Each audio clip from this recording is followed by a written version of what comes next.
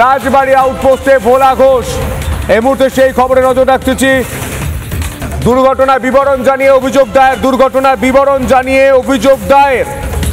ন্যাজাটের রাজবাড়ি আউটপোস্টে ভোলা ঘোষ দুর্ঘটনার বিবরণ জানিয়ে অভিযোগ দায়ের। দুর্ঘটনায় মৃত্যু হয়েছে ভোলা ঘোষের ছোট ছেলের। ফিল্মি কায়দায় দুর্ঘটনা আড়ালে খুনের ছক, ট্রাকের চাকায় পিষে মেরে ফেলার চক্রান্ত, জেলে বসেই খুনের ছক শাহজাহানের।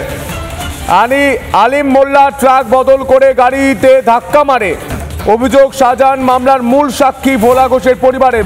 সকালবেলা শুনছি যে উনি কোর্টে যাচ্ছিলেন, কোন একটা সাক্ষীর ব্যাপারে বসে কোর্টে যাচ্ছিলেন। বয়ারমারি পাম্প পার হয়েছে, একটা টার্নিং আছে, ওই টার্নিংয়ে উল্টো দিক থেকে একটা 16 চাকা গাড়ি, খালি গাড়ি, উল্টো দিক থেকে এসে উদ্দেশ্যপ্রণীতভাবে পিষেছে। মানে এক কথায় গাড়ির তলায় নিতে চেয়েছিল। ওখানে স্পটে গিয়ে এটা দেখলাম, তাতে স্পটে ব্রেকের কোনো দাগ নেই, 1 নাম্বার।